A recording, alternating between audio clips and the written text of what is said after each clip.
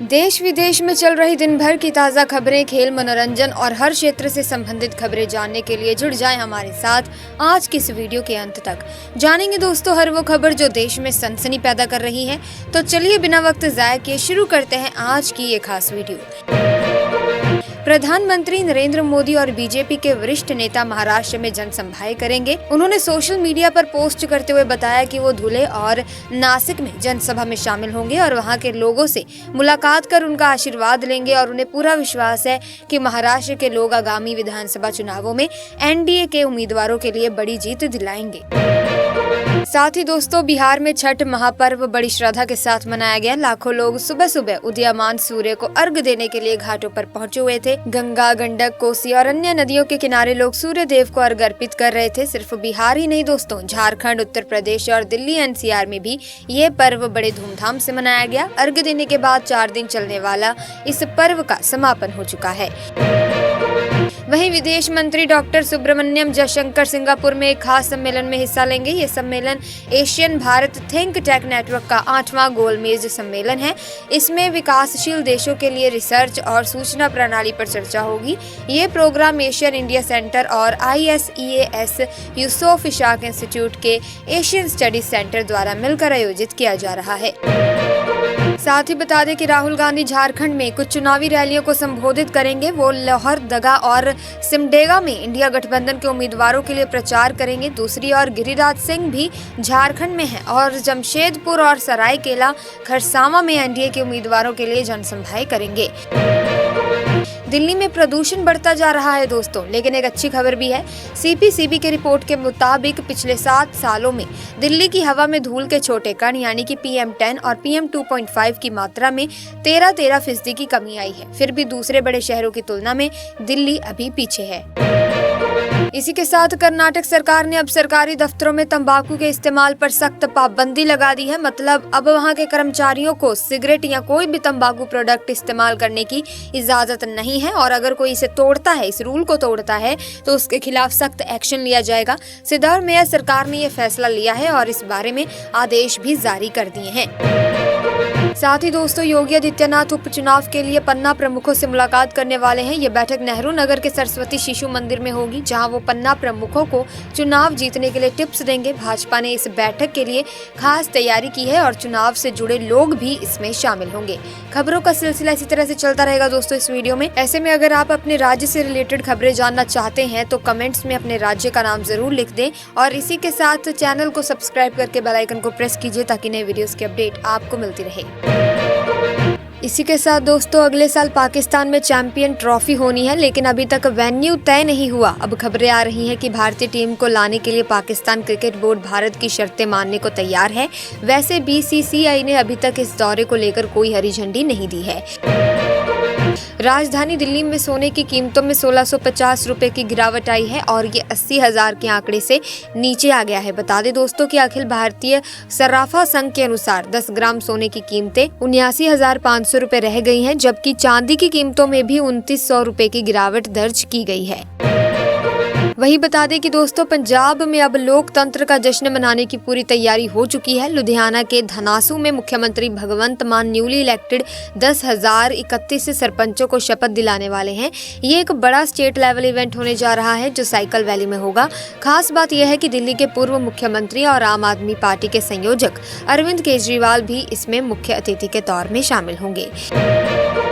अभी NCLAT का एक दिलचस्प फैसला आया है। अब इंसॉल्वेंसी एंड बैंक करप्टेसी कोड यानी कि IBC का कानून ट्राई अधिनियम पर भी लागू होगा। असल में दोस्तों हुआ ये कि जब आरकॉम की इंसॉल्वेंसी प्रोसेस चल रही थी तब ट्राई ने इसमें एक याचिका डाल दी थी, लेकिन NCLAT ने उसे खारिज कर दिया और ये साफ कर दिया कि IBC का दायरा ट्राई पर भी होगा। दोस्तों कनाडा ने टिकटॉक पर एक बड़ा कदम उठाया है। उन्होंने सुरक्षा कारणों का हवाला देते हुए टिकटॉक के सभी बिजनेस ऑपरेशंस को बंद करने का आदेश दिया है। हालांकि उन्होंने ये भी साफ कर दिया है कि वो आम कैनेडियन लोगों को टिकटॉक इस्तेमाल करने या कंटेंट बनाने से नहीं रोक रहे हैं, बस ये कदम सुरक्षा के मद्देनजर उठाया गया है। वहीं अब जेईई एडवांस में शामिल होने के लिए स्टूडेंट्स को 3 मौके मिलेंगे। पहले 2 बार तक ही कोशिश कर सकते थे, लेकिन अब नियम बदल गए हैं। इसके मुताबिक जेईई मेन 2025 के top 2.5 lakh students JEE advance में बैठने के लिए क्वालिफाई करेंगे। इसका मतलब जो लोग आईआईटी में एडमिशन का सपना देख रहे हैं उनके लिए ये बहुत बड़ी राहत है।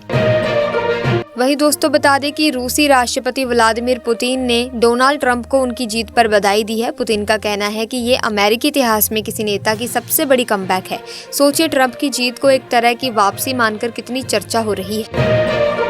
राष्ट्रपति द्रौपदी मुर्मू सतर्कता जागरूकता सप्ताह के समारोह में हिस्सा लेने वाली हैं, जो दिल्ली में हो रहा है। हर साल सरदार वल्लभ भाई पटेल की जयंती वाले हफ्ते में ये सतर्कता जागरूकता सप्ताह मनाया जाता है। इस बार का थीम था सत्यनिष्ठा की संस्कृति से राष्ट्र की समृद्धि, मतलब ईमानदारी और सच्चाई से देश को आगे बढ़ाने का मकसद।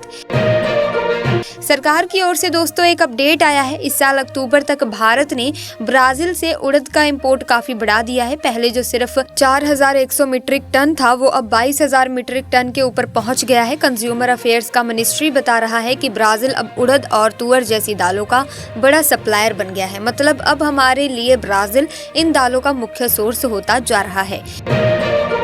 दिल्ली में भारतीय सैन्य विरासत का दूसरा सालाना महोत्सव शुरू हो रहा है। ये 2 दिन का इवेंट है, जहां भारत की नेशनल सिक्योरिटी, विदेश नीति और हमारी सैन्य धरोहर पर चर्चा होगी। इसमें कई जाने माने भारतीय और ग्लोबल थिंकर्स, कॉर्पोरेट, सरकारी और प्राइवेट सेक्टर के लोग, एनजीओ और प्रोफेसर सब आएंगे।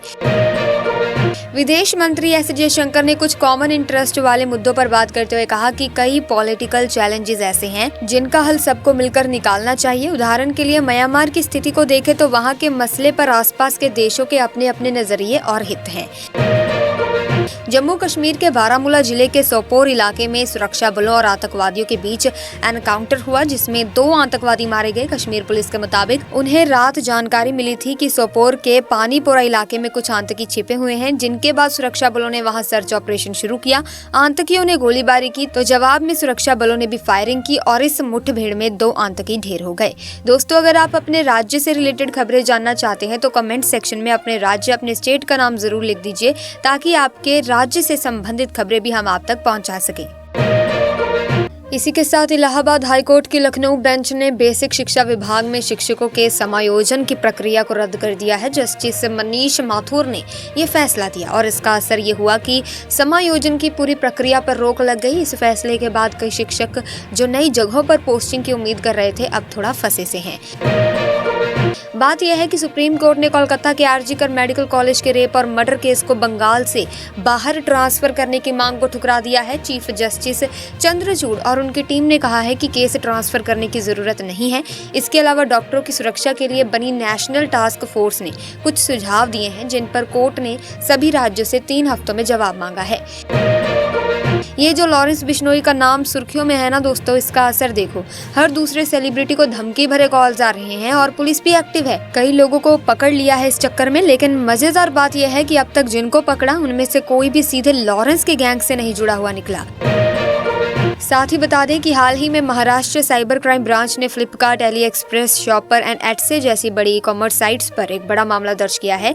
दरअसल इन साइट्स पर गैंगस्टर लॉरेंस बिश्नोई और आतंकवादी दाऊद इब्राहिम की तस्वीरों वाली टी-शर्ट्स बिक रही थी। पुलिस का कहना है कि ऐसे प्रोडक्ट्स अपराध को बढ़ावा दे सकते हैं और खासकर युवाओं पर इसका बुरा असर हो सकता है। वहीं एचडीएफसी बैंक ने अपनी लोन दरों में थोड़ा बदलाव किया है। 7 नवंबर से जो नई दरें लागू हुई हैं, उनमें ओवरनाइट लोन की दर 9.1% हो गई है और 1 महीने की लोन दर बढ़ाकर 9.20% हो गई है। लेकिन 1 साल के लोन की दर, जो आमतौर पर ऑटो और पर्सनल लोन पर लगती है, वही 9.45% पर बनी रही। इसका मतलब अगर आप ओवरनाइट या 1 महीने के लिए लोन लेते हैं तो आपके लोन पर थोड़ी ज्यादा दर लग सकती है। वहीं दिल्ली एनसीआर में हर साल ठंड के आते ही प्रदूषण बढ़ने लगता है और इस बार भी कुछ ऐसा ही हो रहा है। जैसे ही ठंड बढ़ी और हवाएं धीमी हुई, हवा में स्मोग और प्रदूषण का असर साफ दिखने लगा है। इसके पीछे एक बड़ा कारण पराली जलाना है, जो पंजाब, हरियाणा और दिल्ली के आसपास के इलाकों में इस वक्त काफी बढ़ जाता है। साथ ही भारत में कुछ बिजनेसमैन ऐसे हैं जो हर साल कई करोड़ रुपए दान करते हैं। हाल ही में हुरून इंडिया ने दानवीरों की एक लिस्ट जारी की है जिसमें मुकेश अंबानी, अडानी और बिरला जैसे बड़े नाम हैं। इस लिस्ट में मुकेश अंबानी का नाम दूसरे नंबर पर है, यानी वो भारत के दूसरे सबसे बड़े दानवीर है। अब सवाल यह है कि इस लिस्ट में पहला नाम किसका है। सरकार ने अब देखिए दोस्तों जीएसटी में पंजीकृत व्यापारियों के लिए एक नई योजना शुरू की है। इसके तहत अगर कोई व्यापारी दुर्घटना में मारे जाते हैं तो उनके परिवार को 10 लाख रुपए तक की मदद मिलेगी। ये मदद तभी मिलेगी जब व्यापारी ने कम से कम 20 दिन पहले जीएसटी के तहत पंजीकरण कराया हो। मतलब अगर ऐसी कोई दुखद घटना होती है तो व्यापारी के परिवार को आर्थिक मदद के तौर पर ये राशि दी जाएगी। आप जानते होंगे दोस्तों, भारतीय डाक विभाग ने पेंशन भोगियों के लिए एक नई सेवा शुरू की है। अब पेंशनर्स को जीवन प्रमाण पत्र के लिए दफ्तर जाने की जरूरत बिल्कुल नहीं पड़ेगी। ये डिजिटल सेवा India, post payments bank, pension विभाग और राष्ट्रीय सूचना विज्ञान केंद्र मिलकर चला रहे हैं ताकि पेंशनर्स को आसानी से अपने काम कर सके। बस अब घर बैठे ही पेंशन भोगी अपना जीवन प्रमाण पत्र जमा कर सकते हैं। इसी के साथ खबरों का सिलसिला यहीं पर समाप्त करते हैं। आई होप वीडियो आपको इन्फॉर्मेटिव लगी होगी। इफ यस तो आप इस वीडियो को लाइक करें, शेयर करें, चैनल को सब्सक्राइब करके बेल आइकन को प्रेस कीजिए ताकि नए वीडियोस की अपडेट आपको मिलती रहे। Thanks for watching.